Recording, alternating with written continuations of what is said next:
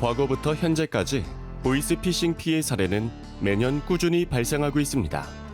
디지털 자산이 대중화되며 디지털 자산 관련 피싱 사례 또한 급증하고 있습니다. 일반 보이스피싱과 디지털 자산 피싱이 다르다고 생각하는 경향이 있습니다.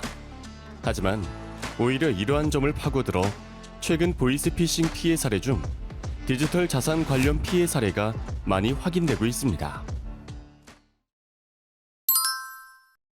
보이스피싱 피해자가 생기면 각 분야 전문가들은 피해 사례를 취합 및 분석하여 많은 사람들에게 알리는데요.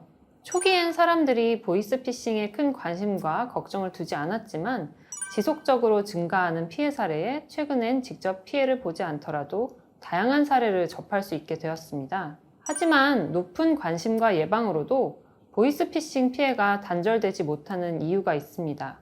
나날이 수법이 교묘해지고 신종 사기가 빠르게 확산되고 있기 때문인데요. 보이스피싱에는 여러 가지 종류가 있습니다. 이 중 대표적인 몇 가지 사례에 대해 설명드리겠습니다. 우선 경찰, 검찰, 금융기관을 사칭하는 사례입니다. 보이스피싱 사례 중 가장 빈번하게 발생하는 사례입니다. 이 경우 가장 먼저 기억해야 할 점은 경찰이나 검찰, 금융기관 등 관련 공기업, 공공기관에서는 절대 금전을 요구하지 않는다는 점입니다.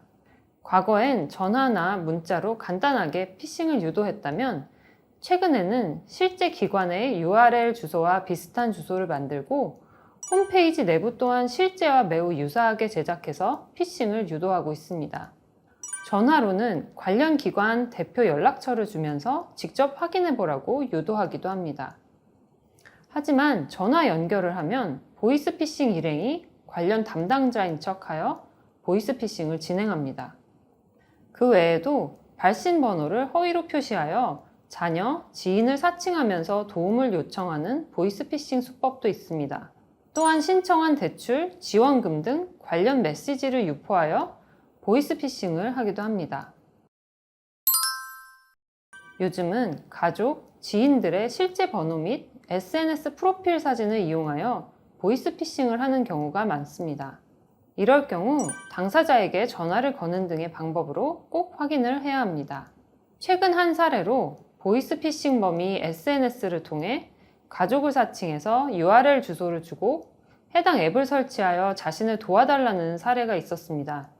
사실은 앱을 통해 해킹 프로그램이 설치되는 것이었으며 결국 앱을 다운로드 받은 피해자는 비밀번호와 개인정보를 모두 탈취당해 보유 중이던 디지털 자산의 전부를 도난당한 사례가 있었습니다.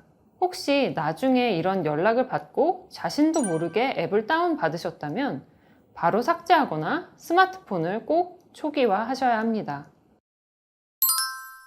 디지털 자산 사기 범행 중 가장 많은 유형은 보이스피싱, 상장 관련 기망행위, 유사수신행위, 방문판매법 위반 행위 등이며 이 중에서 보이스피싱 범행이 가장 비중이 높게 나타났습니다. 개인 사용자에게 자주 일어나는 피싱 사례는 해외에서 접속을 시도했다며 개인정보를 입력하도록 실제와 유사한 연락처와 URL 주소를 제공하면서 입력을 유도하는 수법이 있습니다. 사업자의 피싱 사례의 경우는 해당 거래소에 상장이 되었다면서 큰 금액의 디지털 자산을 해당 주소로 송금하게끔 하는 피싱 사례가 있었습니다. 사용자분들께서는 꼭 거래소의 정확한 URL 주소를 숙지하셔야 하며 각 거래소는 개별적으로 이체를 요구하지 않는다는 사실을 명심하셔야 합니다. 정부에서는 보이스피싱 근절을 위해 합동수사단을 출범시킨 바 있습니다. 그리고 이에 발맞추어 거래소들에서도 이상거래 탐지 시스템을 도입해서 각종의 범죄를 예방하고자 노력하고 있습니다.